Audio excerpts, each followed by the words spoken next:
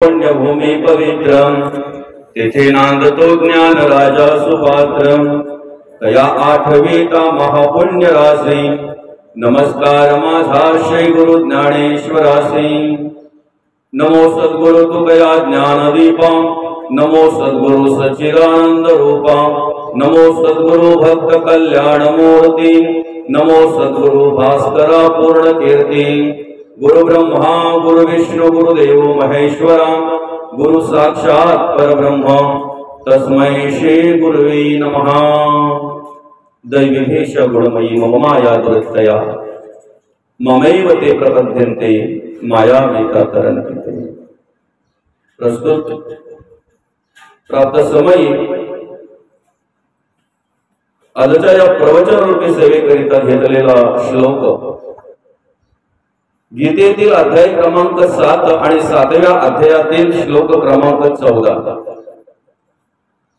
या 14व्या श्लोकामध्ये भगवान आपल्याला उपदेश करत असताना, आपल्याला मार्गदर्शन करत असताना भगवंत म्हणतात, दैवी वेश गुणमयी मम माया दुरत्तया मामेव ते प्रपद्यन्ते माया मेता तरन्ति ते। भगवंत म्हणतात, माझ्यापासून निर्माण झालेली ही त्रिगुणात्मक दैवी माया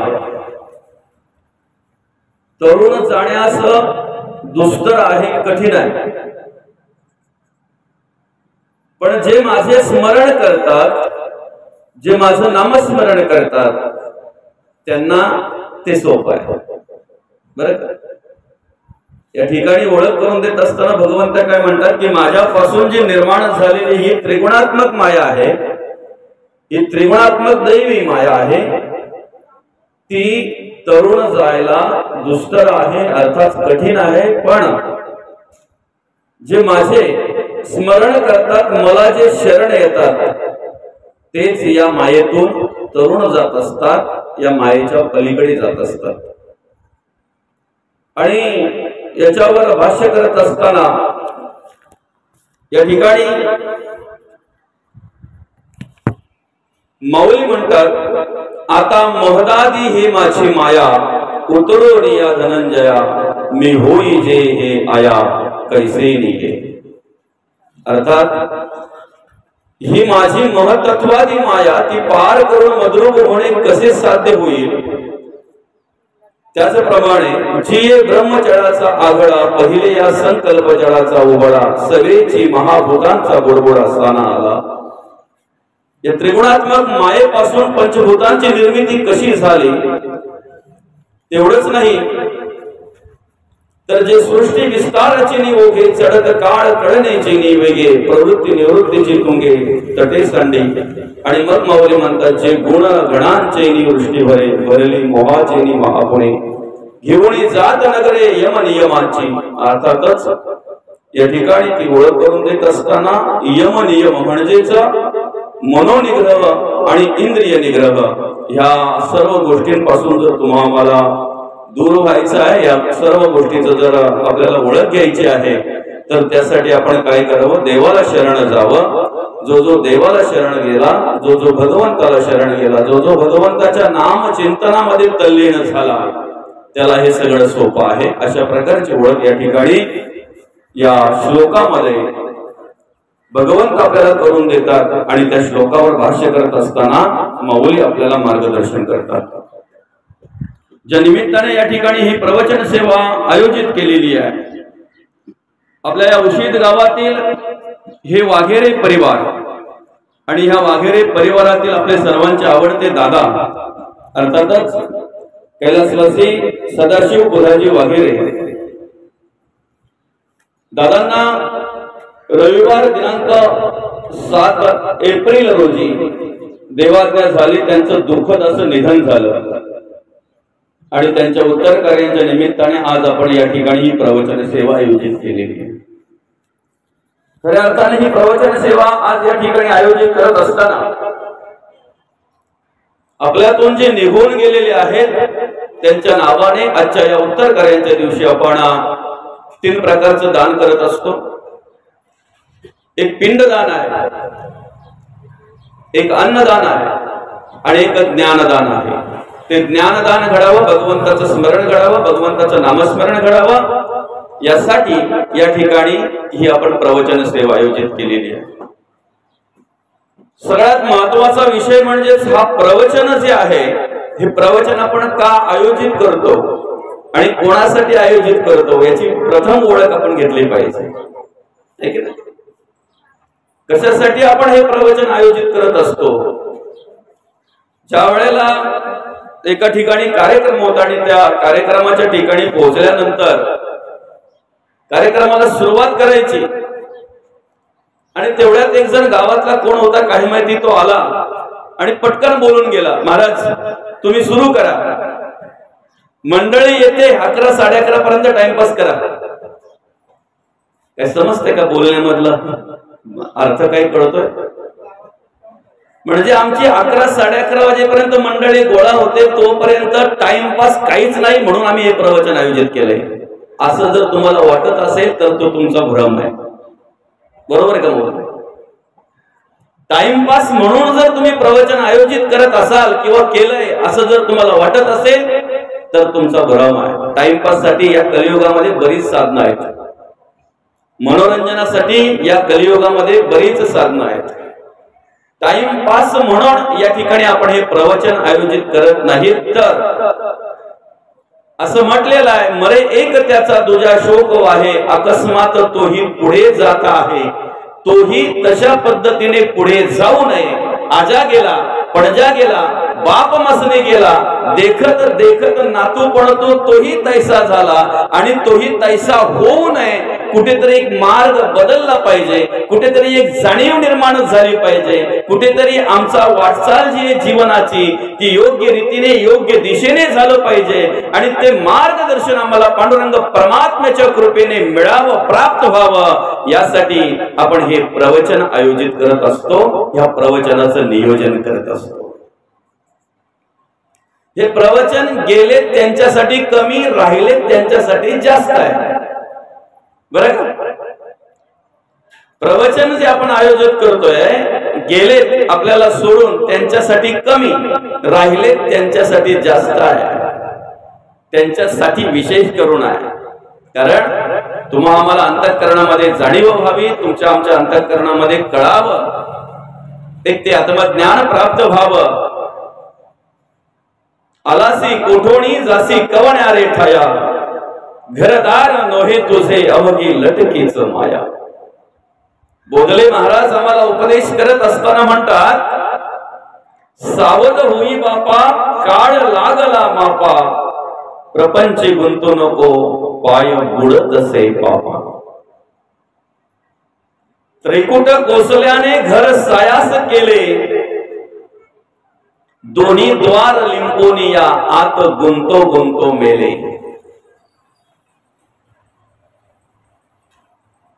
आणि त्या ठिकाणी उपदेश करत असताना मोठमोठे साधू संत तेने सायास केले, प्रपंची राहुनिया मन नाही गोविले. म्हणून वेद शास्त्र पुराणे हाका मारिती लोका, गाफील निजताना काळ देईल धोका. यासाठी बोधले महाराज त्या ठिकाणी उपदेश करत असताना काय म्हणतात, बोधला म्हणे तुम्ही हरिनाम जपा, लक्ष 84च्या तेणे चुकतील खेपा, तेणे चुकतील खेपा, तेणे चुकतील खेपा. या कलियुगामध्ये उद्धार होण्याचा एकमेव मार्ग जर असेल, या कलियुगामध्ये तुम्हा आम्हाला सद्गती प्राप्त व्हावी, देवाचं भजन पूजन घडावं, परमार्थ घडावा, आणि या कलियुगामध्ये तुमच्या आमच्याकडून अध्यात्म देवाचं स्तवन घडावं, देव कार्य घडावं, या सगळ्यासाठी अतिशय सोपं आणि अतिशय सोपं साधन जर कुठलं असेल तर ते म्हणजेच नामचिंतन आहे, ते म्हणजे नामस्मरण आहे. आणि म्हणून बोधला म्हणे तुम्ही हरिनाम जपा. काही सायास लागत नाहीये, न लगे सायास जावे वनांतरा, सुखे येतो घरा नारायण. ज्या ठिकाणी तुम्ही त्या भगवंताचं नामस्मरण करताय, ज्या ठिकाणी तुम्ही त्या भगवंताचं नामचिंतन करताय त्या ठिकाणी भगवंताला तिष्ठत उभं राहावं लागतंय, त्या ठिकाणी भगवंत तिष्ठत उभा राहत असतो. नारद मुनींनी ज्या वेळेला विचारला देवा तुम्ही कुठे आहात, तुम्हाला पाहण्याचं ठिकाण कोणतं आहे, तुम्हाला शोधण्याचं ठिकाण कोणतं आहे, आणि अशा वेळी स्वतः भगवंत नारद मुनींना सांगतात तुला जर मला शोधायचं आहे ना, तुला जर मला पाहायचं आहे ना, नहम वसामी वैकुंठी ना योगिया हृदय रव मद्भक्तैत्र गायंती तत्र तिष्ठ तुम्ही नारदा. काय म्हणतात भगवंत, नाही वैकुंठीचे ठाई नाही योगियांचे हृदयी मद्भक्त गाती ठाई ठाई तेथे मी तिष्ठतो नारदा. ज्या ठिकाणी त्या देवाचं ते भक्त गुणगान गात असतात, नामस्मरण करत असतात, त्या ठिकाणी भगवंत तिष्ठत उभे असतात. नामदेव कीर्तन करी पुढे देव नाचे पांडुरंग. ज्या ठिकाणी भगवंताचे गुणगान गायले जातात, ज्या ठिकाणी भगवंताचं नामस्मरण केलं जात आहे, अशा ठिकाणी भगवंत तिष्ठत उभे असतात. मद्भक्त इत्र गायंती तत्र तिष्ठामी नारदा. माझे भक्त गाती ठाई ठाई तेथे मी तिष्ठतो नारदा. आणि म्हणून आपण अखंड आपल्या जीवनाचा उद्धार करून घेण्यासाठी, आपल्या आयुष्याचा उद्धार करून घेण्यासाठी अतिशय साधा आणि सोपं जे भगवंताने जे संतांनी आपल्याला साधन लावून दिलेलं आहे ते नामचिंतन करायला हवं, ते नामस्मरण करायला हवं. ते नामस्मरण जर आपल्याकडून घडलं तर निश्चित आपल्या जीवनाचा, आपल्या आयुष्याचा उद्धार झाल्याशिवाय राहणार नाही. आणि म्हणून या ठिकाणी भगवंत आपल्याला जाणीव करून देत असताना काय म्हणतात देव, काय म्हणतात भगवंत, दैवी ऐशा गुणमयी मम माया दुरत्तया मामेव ते प्रपद्यन्ते मायामेता तरन्तिते. सर्वप्रथम माया कशी आहे याची ओळख आपण घेतली पाहिजे. जिच्या अधीन आपण झालेलो आहोत आणि जिच्या अधीन झाल्यानंतर भगवंताचं विस्मरण झालेलं आहे. जी माया असत्य आहे पण सत्य असलेली भासते, जी माया खोटी आहे पण खरी असल्यासारखी वाटते, जी माया नाशिवंत आहे पण अविनाश असल्यासारखी वाटते, ती माया आहे कशी याची प्रथम आपण जाणीव घेतली पाहिजे, प्रथम आपण ओळख घेतली पाहिजे. मायेची व्याख्या सांगत असताना संत म्हणतात जशी दिसते तशी नसते तिला माया म्हणतात. बरं का, जशी दिसते तशी नसते तिला माया म्हणतात. त्याला मृगजळाची उपमा दिलेली आहे. ज्या वेळेला आम्ही एखाद्या रोडवरून चालत जात असतो, डांबरी रोड आहे, दुपारची वेळ आहे, ऊन पडलेलं आहे आणि लांबवर ज्या वेळेला मी त्या रोडवर पाहतोय ना त्यावेळेला पाणी सांडल्यासारखा भास होतोय, आम्हाला पाणी असल्यासारखा भास होतोय, त्याला मृगजल म्हणतात. प्रत्यक्ष त्या ठिकाणी गेल्यानंतर पाणी नसतंय पण असं जाणवतंय. जसं दिसतंय तसं नसतंय तिला माया म्हणतात. एखाद्याला जर कावीळ झाली तर त्याला सगळं जग पिवळं वाटत असतंय, खरं तर कावीळ स्वतःला झालेली असते, याला माया म्हणतात. गाडी आमची पळत असते, आम्ही धावत असतोय, पण गाडीमध्ये प्रवास करत असताना झाडं पळताना वाटतात, झाडं पळताना दिसतात, खरं तर झाडं स्थिर असतात, पळतोय आम्ही. जसं दिसतंय तसं नसतंय तिला माया म्हणतात. अधिक मायेची ओळख करून देत असताना संत म्हणतात दसऱ्याचे सुवर्णाचे लाटे लोक म्हणती परिते काटे. दसऱ्याच्या दिवशी आम्ही एकमेकाला सोनं म्हणून हातामध्ये देतोय. दादाच्या हातात ते सोनं दिल्यानंतर त्याला म्हणतोय दादा हे सोनं घे, तुला ब्रेसलेट कर, तुला चेन कर, तुला गोफ कर. ताईच्या हातामध्ये जर ते सोनं दिलं तर ताईला म्हणतोय ताई तुला कानातले कर, तुला हार कर, तुला घंटेड कर. खरं तर ती आपट्याची पानं असतात,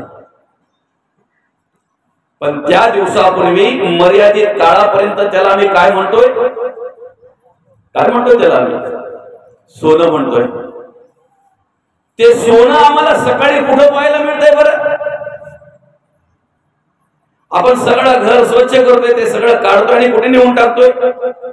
रस्त्याच्या बाजूला कुठेतरी ते सोनं आम्हाला दुसऱ्या दिवशी पाहायला मिळतंय, रस्त्याच्या बाजूला कुठेतरी पडलेलं असतंय. तशी माया आहे बरं का. प्रत्यक्ष जशी दिसते तशी नसते, तिला माया म्हणतात. मग मायेला किंमत कुठपर्यंत आहे? मायेला किंमत कुठपर्यंत आहे? आमच्या घरामध्ये सगळं आहे. आम्हाला वाटणं लवकर मिळावं म्हणून मिक्सर आहे, थंड पाणी मिळावं म्हणून फ्रीज आहे, गरम पाणी मिळावं म्हणून हीटर आहे, गीझर आहे. आम्हाला हवा मिळावी म्हणून पंखा आहे, थंड हवा मिळावी म्हणून एसी आहे. आमचे कपडे धुवून व्हावेत लवकर म्हणून वॉशिंग मशीन आहे. सगळ्या प्रकारची उपकरणं आमच्या घरात आहेत. आम्हाला उजेड मिळावा, प्रकाश मिळावा म्हणून बल्ब आहे. पण पॉवर नसेल तर, लाईट नसेल तर सगळ्याला किंमत शून्य आहे. तसं अंतरात्मा नसेल, परब्रह्माचं सामर्थ्य नसेल, देवाचं सामर्थ्य जर नसेल तर मायेला किंमत शून्य आहे. जोपर्यंत त्या देवाचं सामर्थ्य आहे, त्या अंतरात्म्याचं सामर्थ्य आहे, त्या भगवंताचं सामर्थ्य आहे, तोपर्यंत त्या मायेला किंमत आहे. छान उदाहरण दिलेलं आहे ते मायेची ओळख करून देत असताना. बघा, असं म्हणतात सोन्याच्या संगतीला चिंधीचं जतन. ऐक, माझी आई एखादी काय करते माहितीये का? कुठेतरी कार्यक्रमाहून आली की मग ते कानातलं जे काही सोन्याचं असेल ते काढते बरं का, आणि बाजूलाच पडलेला एखादा कपडा असेल ना जुना, त्याची चिंधी काढते, त्या चिंधीमध्ये घट्ट अशी बांधते बरं का. बांधल्यानंतर मग तो कपडा, ती चिंधी, ते सोनं बांधलेली चिंधी एका डबीमध्ये ठेवते. बरोबर आहे? ती डबी एखाद्या चौकोनी पेटीमध्ये ठेवते. ती चौकोनी पेटी कपाटात जवळ नेऊन कपाट उघडून कपाटातल्या लॉकर मध्ये ठेवते. त्या लॉकरला लॉक करते, त्या कपाटाला लॉक करते. नवीन आणलेले कपडे पाहतात, आम्ही नवीन आहेत, आमची जास्त किंमत आहे, आम्हाला टांगून ठेवलेला आहे. पण ही जुनी पुराणी चिंधी किती सांभाळून ठेवले बघा बरं का. जुनी पुराणी चिंधी हे फेकून दिलेला कपडा आहे, पण त्याची चिंधी काढलेली किती सांभाळून ठेवले बरं. एक डबीमध्ये ठेवली, ती चौकोनी पेटीमध्ये ठेवली, ती चौकोनी पेटी कपाटातल्या लॉकर मध्ये ठेवली, त्या लॉकरला लॉक केलं, त्या कपाटाला लॉक केलं, किती सांभाळून ठेवले ते.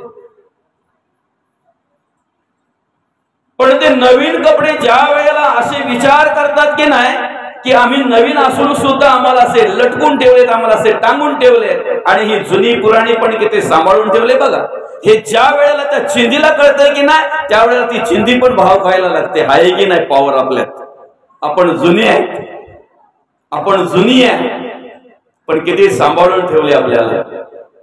दुसऱ्या दिवशी ज्या वेळेला त्या आईला, ताईला दुसऱ्या कार्यक्रमाला जायचं असतंय, त्या वेळेला तिथे कपाट खोलते, लॉकर खोलते, डबा खोलते, पेटी खोलते, त्यातली ती चिंधी काढते, त्यातलं ते सोनं घेते, आणि दुसऱ्या दिवशी ती चिंधी गवणीवर फेकून देते. मग तिला कळतंय माझी किंमत काय आहे. तशी ही माया आहे. ह्या मायेला किंमत कुठपर्यंत आहे?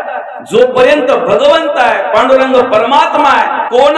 म्या बोलविल्या वेदो बोले, म्या चालविल्या सूर्य उचाले, म्या हलविल्या प्राणो हले, जे जगाते चालता. या ज्ञानेश्वरी मध्ये माऊली ओळख करून देत असताना भगवंताचं कार्य कसं आहे, भगवंताचं सामर्थ्य कसं आहे, त्याची ओळख करून देत असताना त्या ठिकाणी म्हटलेलं आहे. काय म्हणतात भगवंत? म्या बोलविल्या वेदो बोले, म्या चालविल्या सूर्य चाले, म्या हलविल्या प्राणो हले, जे जगाते चालिता. ही सगळी सत्ता ज्या देवाची आहे, परब्रह्माची आहे. अगदी अणुरेणू पासून ते मोठ्या जीवापर्यंत, सगळ्या लहानापासून मोठ्या जीवापर्यंत सगळ्या जीवांना जो भगवंत सांभाळतोय, पृथ्वी, आप, तेज, वायू आणि आकाश या पंचभूतांना सुद्धा जो सांभाळतोय, नवे नवे या पंचभूतांना सुद्धा कार्य करण्यासाठी जो देव सामर्थ्य देतोय, त्या देवाची ओळख करून देत असताना, त्या देवाच्या सामर्थ्याची ओळख करून देत असताना जगद्गुरु तुकोबा आपल्याला उपदेश करतात. जगद्गुरु तुकोबा आपल्याला म्हणतात, साले हे शरीर कुणाचे सत्य कोण बोलवितो हरिविना. देखवी ऐकवी एक नारायण, दयाचे भजन चुकोनाला. माणसाची देव चालवी अहंता, मीची एक करता म्हणून नये. वृक्षाचे ही पान आले, त्याची सत्ता राहिली अहंता मधून होते. वृक्षाचं पानही त्याच्या सत्तेने हलतंय माऊली. आपली अहंता कुठे ठेवताय?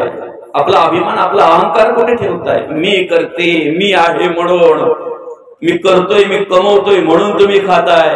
ती बाई पण बोलते, 4 दिवस जर गेले तर तुम्हाला घरात काही करता येत नाही, अजून चहा पण करता येत नाही, मी बनवून देते म्हणून तुमचं पोट भरतंय. चाले हे शरीर कुणाचे सत्य कोण बोलविते हरिविना. देखवी ऐकवी एक नारायण, तयाचे भजन चुकोना. आम्ही कानातून ऐकतोय, डोळ्यातून पाहतोय, तोंडातून बोलतोय, चामडीतून स्पर्श घेतोय, पाय चालताना दिसतात, हात काम करताना दिसतात. आमचा श्वासोश्वास चालू आहे. ज्या वेळेला आम्ही झोपतोय, झोपेमध्ये आम्ही ज्या वेळेला अगदी गुंग झालेला असतोय, अशा वेळेला सुद्धा आम्हाला तहान लागल्यानंतर पाण्यापर्यंत नेऊन पाणी पाजून परत आमच्या अंथरुणावर आणून झोपवतोय कोण? चाले हे शरीर कोणाचे सत्य. तृषेने शोकले शरीर आत्मयास कळे, हा विचार मग उठवून शरीर चालवी उदकाकडे. सकाळी उठल्यानंतर माणूस विचार करतोय, रात्री पाणी प्यायला गेलो होतो का स्वप्न पडलं तेच माहित नाही. कोण कार्य करतंय हे सांगा ना. प्रत्येकाचे डोळे वेगळे, डोळ्याचा आकार वेगळा आहे, डोळ्याचा रंग वेगळा आहे. प्रत्येकाची चामडी वेगळी आहे, चामडीचा रंग वेगळा आहे. स्पर्श घेण्याची भूमिका प्रत्येकाची वेगळी आहे. पण सांगा ना, डोळ्यातून दिसणारी वस्तू ही सगळ्यांना सारखीच दिसते ना. काळ्या माणसाच्या अंगावर उकळलेलं पाणी टाकलं काय आणि गोऱ्या माणसाच्या अंगावर उकळलेलं पाणी टाकलं काय, चामडी जरी वेगळी असली तरी चटके मात्र दोघांना बसणार आहेत. आमची इंद्रिय जरी वेगळी असली तरी इंद्रियांतून काम करणारा, कार्य करणारा, त्या इंद्रियांना चेतनामय शक्ती देणारा, त्या इंद्रियांना चेतवणारा, त्या इंद्रियांकडून कार्य करून घेणारा भगवंत पांडुरंग परमात्मा, तो देव एक आहे. याची ओळख आम्ही घेतली पाहिजे. त्याच्यामध्ये फरक नाही आहे. फरक आमच्यात आहे, भेद आमच्यात आहे. आणि म्हणून तो देव आहे म्हणून मायेला किंमत आहे. तो भगवंत आहे म्हणून मायेला किंमत आहे. जोपर्यंत पिंजऱ्यामध्ये पोपट आहे तोपर्यंत पिंजऱ्याला किंमत आहे. एकदा पोपट उडून गेला, तो लाख हिफाजत कर ले, लाख करे रखवाली, उड़ जाएगा एक दिन पंछी रहेगा पिंजरा खाली. मग अवस्था पाहायला मिळते. लोक प्रेमाने पाहतात, लोक आनंदाने पाहतात, जोपर्यंत ह्या पाहण्यासारखं आहे पिंजऱ्यामध्ये तोपर्यंत. बरोबर आहे की नाही? तुम्ही आम्ही एकमेकाकडे प्रेमाने पाहत असतो, आनंदाने पाहत असतो, काहींकडे पाहून आकर्षित होत असतात लोक. कुठपर्यंत? जोपर्यंत काहीतरी पाहण्यासारखं आहे तोपर्यंत, पाहण्यासारखं आहे तोपर्यंत. उड़ जाएगा एक दिन पंछी रहेगा पिंजरा खाली. ज्या दिवशी देव निघून जातो ना, ज्या दिवशी अंतरात्मा निघून जातो ना, त्या दिवशी पिंजरा समोर पडलेला असतो. किंमत शून्य असते मात्र निश्चित. मग या मायेच्या जाळामध्ये अडकत असलेला, मायेच्या जाळामध्ये अडकलेला असलेला तो श्रीमंत असो वा गरीब असो, जर मायेच्या जाळामध्ये अडकला असेल ना, तर दोघांना स्थिती सारखीच आहे, दोघांची परिस्थिती सारखीच आहे. बाबा पुढे सरका, सगळे पुढे सरका, एकदम पुढे या. इथे असेल या, जागा अतिशय कमी आहे आणि कमी जागेमध्ये आपल्याला सर्वांना व्यवस्थित बसायचं आहे. अगदी पुढे बसला तरी चालेल बरं का, या पुढे बसला तरी चालेल. काय झालं माहितीये का? एकाच मादीचे 2 पोपट आणि ते पोपट पारध्याच्या हाती लाभले. पारध्याला जाळं टाकून ते पारध्याने पकडले. एकाच मादीचे दोन पोपट आहेत, पोपट सारखेच आहेत, वय सारखंच आहे, त्यांचं साईज त्यांची सारखीच आहे, तेवढेच आहेत दोघे पण, दिसायला पण सारखेच आहेत. एक पोपट लोखंडाच्या पिंजऱ्यामध्ये ठेवला आणि एक पोपट सोन्याच्या पिंजऱ्यामध्ये ठेवला. पाहुणा आल्यानंतर तो पाहुणा लोखंडाच्या पिंजऱ्यात अडकवलेल्या पोपटाजवळ गेला आणि त्याला विचारलं, दादा कसं वाटतंय रे तुला? म्हणे कसं वाटणार आहे? नाही पण म्हणे तुला लोखंडाच्या पिंजऱ्यामध्ये गुंतवलेला आहे, कोंडवलेला आहे. मौलिया, पिंजरा लोखंडाचा आहे.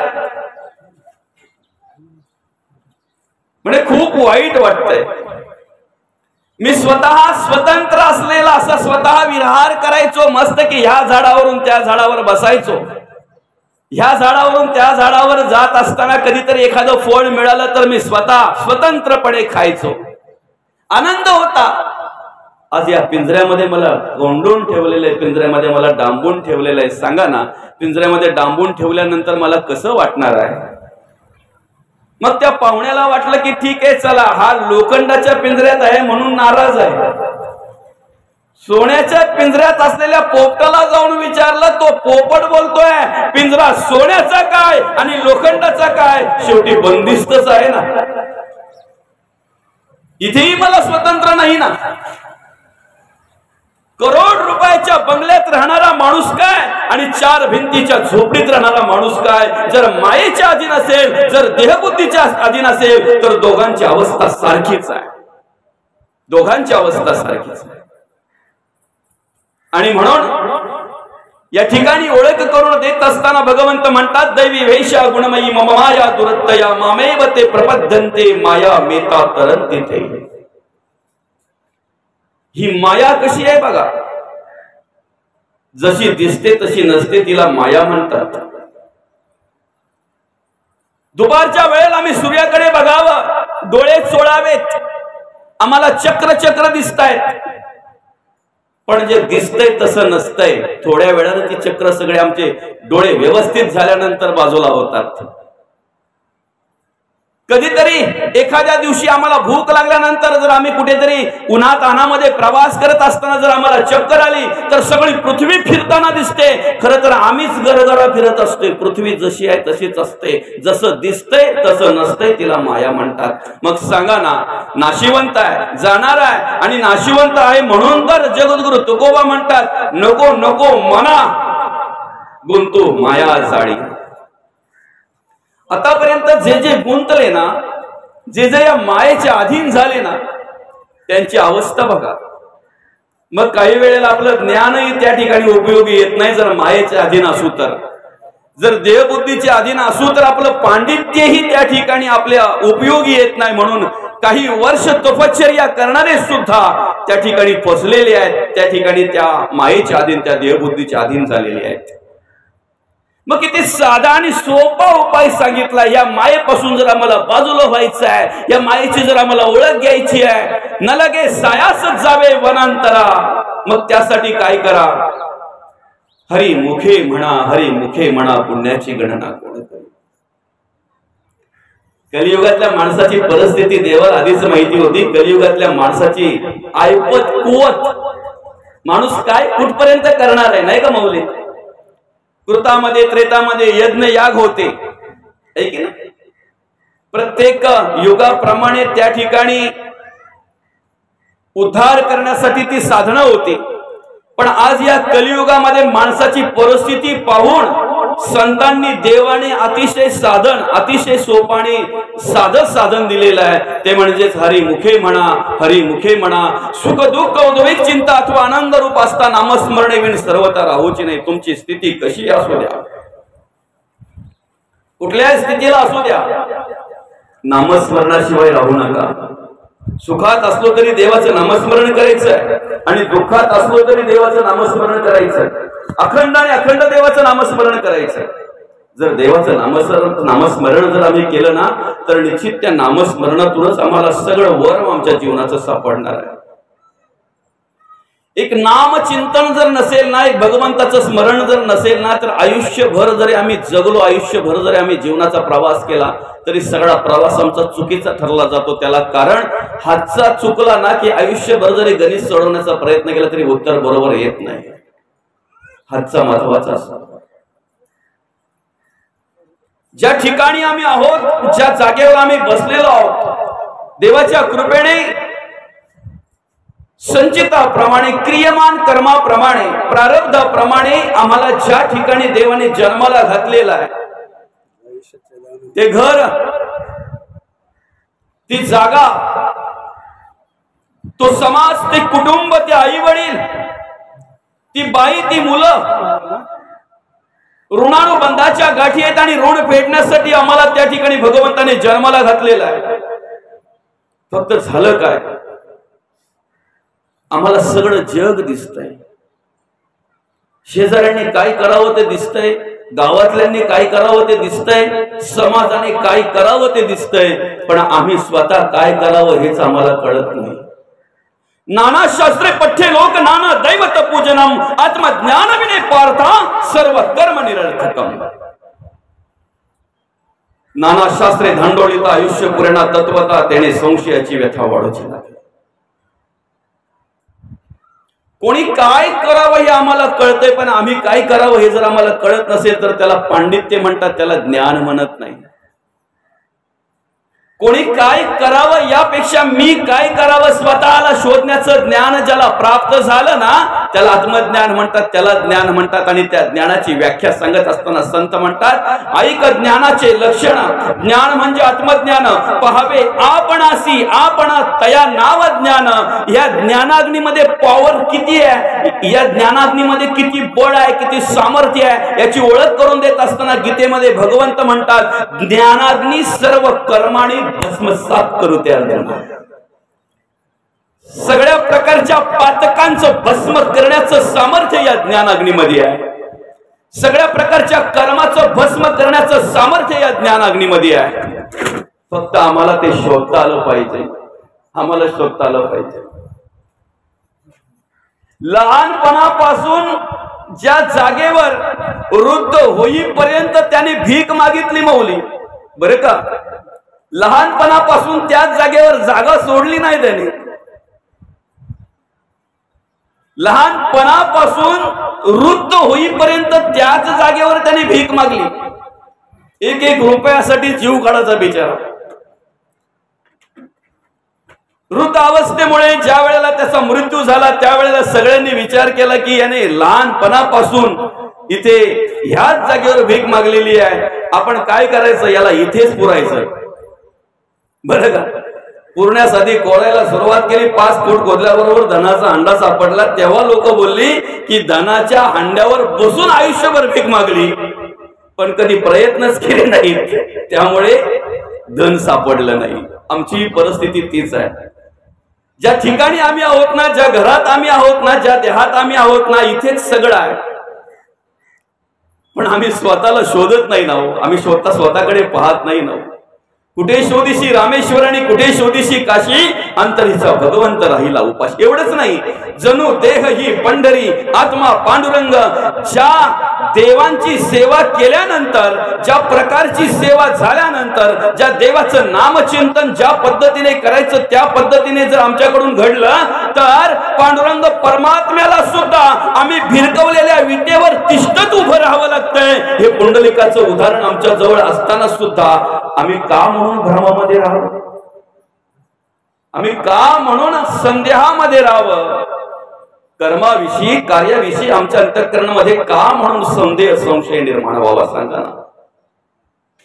आणि म्हणून ही त्रिगुणात्मक माया आहे. रजोगुण, तमोगुण आणि सत्वगुण. काय म्हटलेले भगवंताने, दैवी वेशा गुणमयी मम माया दुरत्तया मामेव ते प्रपद्यन्ते माया मेता तरन्ति ते.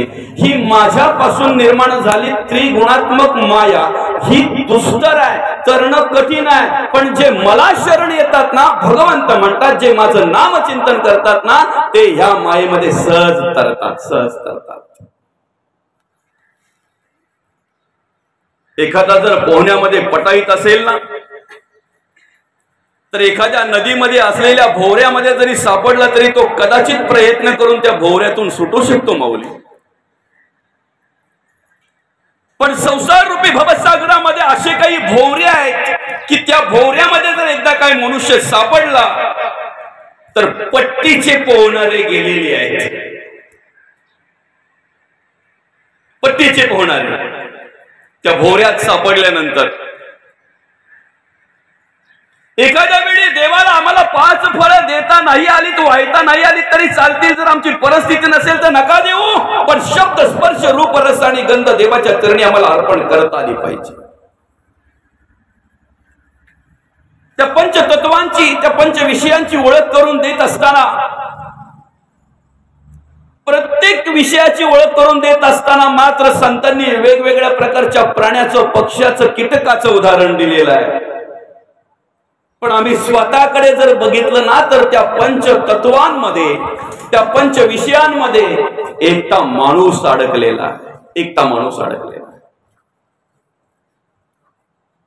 किती चपळ असलेलं ते हरिण, आणि त्या हरणाला सहज आपण पकडू शकत नाही, पण ज्या वेळेला विशिष्ट प्रकारचा तो आवाज काढला जातो ना, तो आवाज एकदा काही त्या हरणाच्या कानावर पडला ना की ते हरण जागेवरच थैथै नाचायला लागतंय. आणि अशा प्रकारे जागेवरच थैथै नाचून त्या आवाजामध्ये रममान झालेलं ते हरिण कधी पारद्याच्या, कधी त्या शिकाऱ्याच्या तावडीत सापडते ते त्यालाही कळत नाही. या ठिकाणी कार्य करणाऱ्या माणसाची अशीच अवस्था आहे. कुठला शब्द कानावर पडतोय काय माहिती, पण तो शब्द एकदा काही कानावर पडला ना की आई आई करणारा सुद्धा मनुष्य विसरला जातो. आईचा शब्द कानावर पडल्यानंतर जे सुख वाटायचे, जे समाधान वाटायचं, ते समाधान, ते सुख बाजूला होत आहे. शब्दाला बोललेल्या माणसाची अवस्था अशीच होते. भला मोठा हत्ती हत्तीला सहज पकडू शकत नाही, पण पुट्ट्याची हत्तीन तयार केली जाते, पुट्ट्याची हत्तीन बनवली जाते, एका खरड्यावरती वरती ठेवली जाते, तो खरडा पुट्ट्यांनी बुजला जातोय. हत्तीला ज्या वेळेला स्पर्श घ्यायची लहर येते त्यावेळेला तो स्पर्श घेण्यासाठी त्या पुट्ट्याच्या हत्तीने जवळ जातोय आणि भला मोठा हत्ती खरड्यात पडला जातोय. आपल्या समोरची कितीतरी उदाहरणं आहेत. मोठमोठी माणसं अशी खरड्यात पडतात आणि मग लोक बोलतात तो खरड्यात पडणार नव्हता रे, पण भुलला गेला.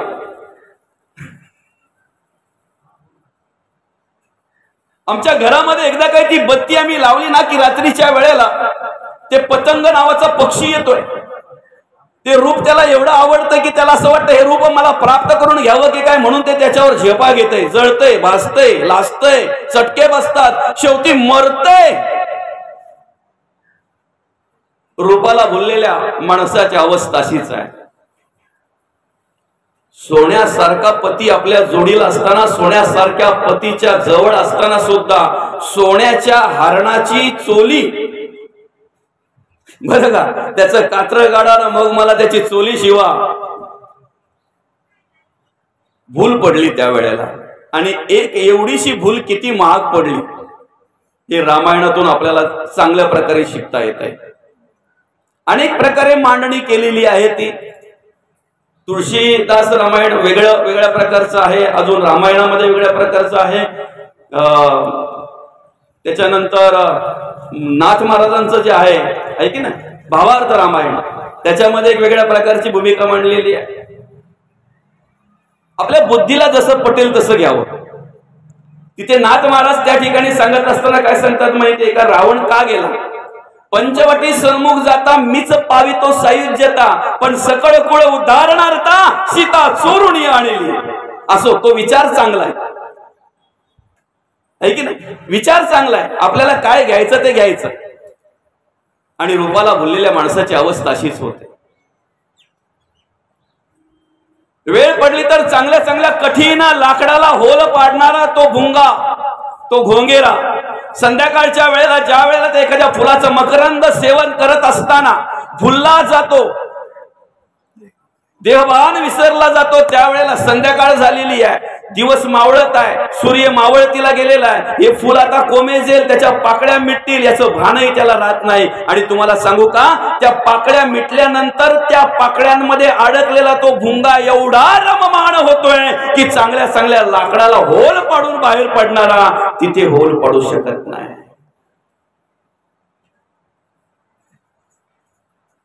आणि रसाला भुललेला तो मासा अर्धा वाला करता तो त्याच्यासाठी. ज्या वेळेला तो मासा त्या वाल्याच्या दिशेने येतोय त्या वेळेला तो वाला बोलतोय, मत आओ मेरे लिए, ऊपर खड़ा है तेरे लिए, मैं आधा हूं तेरे लिए, अगर तो आएगा मेरे लिए तो ऊपर खड़ा है तेरे लिए.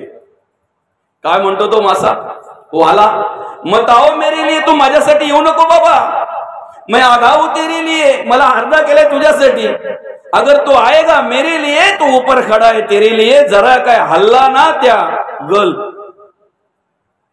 मौली, त्याचं निरीक्षण जर आपण केलं ना तर असं वाटतं एवढा एवढा एकरूप जर नाम चिंतनात मनुष्य झाला ना, आहे की नाही.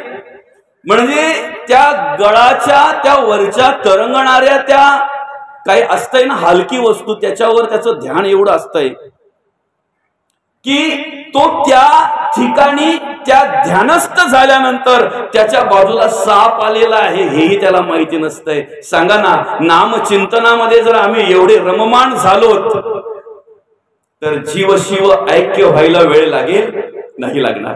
आपला विषय असा आहे की या भवसागरामध्ये, या संसाररूपी भवसागरामध्ये असा एक एक भोवरा आहे की त्या भोवऱ्यामध्ये जर मनुष्य सापडला तर चांगले चांगले चांगले चांगले म्हणण्यापेक्षा मना सांग पा रावणा काय झाले, अकस्मात ते राज्य सर्वे बुडाले. सगळं राज्य बुडालं हो रावणाचं. चारही वेद मुखोद्गत होते, ऋग्वेद, यजुर्वेद, सामवेद, अथर्ववेद. अहम ब्रह्मास्मि तत्वमसी आयम आत्मन ब्रह्म प्रज्ञा नाम ब्रह्म, या चारही वेदांचे महावाक्य. आणि सांगा ना, जर चारही वेदांचा अभ्यास तर महावाक्यांचा अभ्यास नसेल का. लंका सोन्याची होती, त्या रावणाविषयी कुठेतरी ओळख करून देत असताना असं म्हटलेलं आहे, रावण ज्ञानी अभिमानितो लंका त्याची सोन्याची, 33 कोटी बंदी घातले घडीने घडी त्या जाची. 33 कोटी देवांना बंदिस्त ठेवण्याचं सामर्थ्य बळ त्याच्याकडे होतं. काय झालं, म्हणून कुडी वासना सांडी वेगी, बळे लागला काळ हा पाठी लागी. दादा, तुमचा आमचा जो घातपात होतो ना, अधोगतीची प्राप्त होते ना, नको त्या अवस्थेला जे आम्ही प्राप्त होतो किंवा आमच्याकडून पाप कर्म करून घेण्यासाठी आम्हाला जी परावृत्त करते ना, ती एक वासना आहे. ती अनेक प्रकारे येत असते. कामातून येत असते, लोभातून येत असते, क्रोधातून येत असते, अभिमानातून येत असते, अहंकारातून येत असते. हे सगळे टीम किती मोठी आहे त्यांची. काम, क्रोध, लोभ, मद, मत्सर, दंभ, संशय, चिंता, असूया, अद्वया, भावना, कल्पना, इष्णा, वासना, आशा, ममता, तृष्णा, किती मोठी टीम आहे त्यांची. आणि एवढे जर तुटून पडले तर माणसाचं काही ठेवतील का. त्याचं ज्ञान, त्याचं पांडित्य, त्याची जी काही साधन संपत्ती जे काही असेल, भले भल्यांची वाट लावली, भले भले भले भले केले. आपण प्रवास करत असताना तर एखाद्या वेळी जर समजा एखादा साप जर आपल्याला चावला तर आज अनेक प्रकारचे उपचार त्याच्यावर केले जातात. विज्ञान खूप प्रगत आहे आणि विज्ञानाने एवढी प्रगती केलेली आहे की किती जरी माणसाला त्रास झाला तरी त्याच्यातून मनुष्य कदाचित सुटू शकतो, वाचू शकतो. पण या भवसागरातल्या ज्या जलचरांची ओळख करून दिलेली आहे, काम मगर मिठी सुटेना, तिरस्कार लागता तुटेना, मदमत्सर होटेना, भुली पडली वासना, धामीन पडली गला, घालून वेंटाळे वमी गरळा, जिव्हाला आली वेळोवेळा भयानक भयानक अवस्था. एखाद्या मगरीच्या मिठीत जर मनुष्य सापडला ना तर तो सहज निघत नाही, सहज निघत नाही. आणि भले भले गेले, ह्या मगरींच्या अधीन होऊ नये की नाही, भले भले गेले, भले भले गेले. तो काय करतो नाही त्याचं त्यालाच कळत नाही, बरं का. आयुष्यभर मनुष्य या सगळ्यासाठी लुटपुट झुटपुट करत असतो, पण काय करतो हे त्याचं त्यालाच कळत नाही. त्याचं उदाहरण देत असताना असं म्हटलेलं आहे, साप बेडकाती गिळी आणि बेडूक माशा ते कवडणे. काळाच्या जबड्यात असलेला माणूस सुद्धा पापकर्म करायला मागे येत नाही. काळाच्या जबड्यात आहे, पण तरी सुद्धा तो हा विचार करत नाही का आता जाता जाता तरी पुण्य करावं. जो बेडूक सापाच्या तोंडात आहे, त्या बेडकाच्या पुढ्यात आलेले मासेही जर तो बेडूक खात असेल तर त्याने विचार करायला पाहिजे ना का मीच जर अख्खा सापाच्या तोंडात आहे तर मी खाल्लेले मासे कोणाच्या पोटात जाणार आहेत, त्याचा फायदा कोणाला होणार आहे. आणि सगळं दाखवलेलं आहे, स्पष्ट दाखवलेलं आहे. आपण बोलतो मेल्यानंतर ना मग वरती ना या ना त्या. आता काय ते बोला, आता चालू वर्तमान कालामध्ये काय ते बघा. मेल्यानंतर असेल ते सगळं सांगितलेलं आहे की ना. या सगळा लेखाजोखा करायला एक चित्रगुप्त नाही काय, चित्रगुप्ताच्या खाली 12 श्रवण देव आहेत, त्यांची निर्मिती केलेली आहे. आणि तुम्ही काय करता याचा लेखाजोखा आपल्या डोळ्याची पापणी हलते ना, एवढ्या वेळात सुद्धा आपल्याकडून काय घडतंय ते सुद्धा त्या ठिकाणी लिहिलं जातंय, लिखाणी केलं जातंय. ते नंतर आहे सगळं. आणि मग त्याची दाखवलं कधी जातंय तर यमसदनी किंवा यमापर्यंत जाईपर्यंत 18 नगर आहे की नाही. त्या एक नगरात गेल्यानंतर मग त्याला सांगितलं जातंय तो अमुक अमुक व्या वर्षी अशा टाइमाला हे केलं होतं ना, म्हणून हे आता भोगायचं आहे. ती नगर म्हणजे काय अशी मोठमोठी नगर नाहीत, आपली जशी नगर असतात अशी नाहीत काय.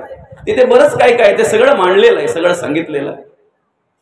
तलवाराच्या पातीसारख्या धारा असलेली झाडं आणि त्या झाडाला केटून जावं लागतंय. नुसतं बघितलं तरी ते प्रेताला थरकाप होत असतो. नुसतं बघितलं तर त्याच्या अंगाचे शहारे उभे राहत असतात, नको नकोसं वाटत असतंय. तिथे जायचं आहे. वैतरणी नावाची नदी आहे जी पोहाची आहे, रक्ताची आहे, उग्र अशा वास येणाऱ्या चिखलाची, बरंच काय येते. नंतर आता काय ते बोला. जैशी करणी वैशी भरणी, आता जे आम्ही करतोय ना तेच आम्हाला नंतर सगळं काय. वर्तमान कालामध्ये जशी आमची कर्म आहेत ना तसं पुढे आमचं भविष्य ठेवलेलं आहे. जर आम्ही वर्तमान कालामध्ये पुण्यात्मक कर्म करत असू तर भविष्य काल आमचा उज्ज्वल असेल, चांगला असेल. जर वर्तमान कालामध्ये आम्ही अधर्माने वागत असू, अनितीने वागत असू, नको त्या प्रकारची कर्म करत असू तर मग मात्र भविष्य कालामध्ये त्या पापाचा फटका ठेवलेला आहे. कारण पापाचे फळ ते दुःख आणि पुण्याचे फळ ते सुख. पाप पुण्य आवश्यक भोगणे लागे हे मात्र निश्चित आहे. तुम्ही काय करताय ना याच्यावर सगळं अवलंबून आहे. याची देही याची डोळा, नंतर नाही. बरं का, चांगलं किंवा वाईट याच देहाने आणि याच डोळ्याने. नाथ महाराजांचं कीर्तन चालू होतं, कीर्तनातून महाराजांनी असं मांडलं, याची देही याची डोळा पाहिण मी मुक्तीचा सोहळा. आणि एक जण पंडित होता,